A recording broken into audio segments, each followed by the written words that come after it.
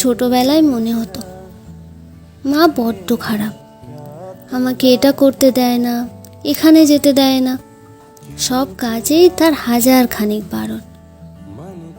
কতবার মায়ের উপর রাগ করে মনে হয়েছে বাড়ি থেকে চলে যায় তো, কতবার মাকে রাগ করে কত কথা বলেছি। আসলে ওরা তো মা, তাই সব ভুলে যায়। এখন যখন ঘর ছাড়া, সব থেকে বেশি মায়ের কথাই মনে পড়ে, তাই না? মায়ের কাছে কত আবদার, এটা খাবো না, ওটা খাবো না।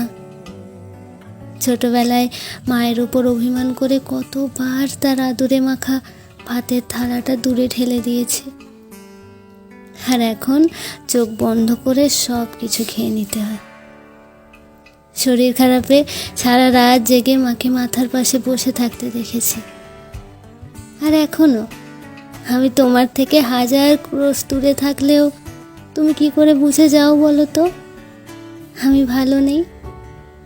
আমার শরীর খারাপে তুমি ডাক্তার হয়ে যাও, আমার মন খারাপে মন ভালো করার ওষুধ হয়ে যাও। আচ্ছা মা, কি করে সব কিছু আগে থেকে জেনে যাও তুমি?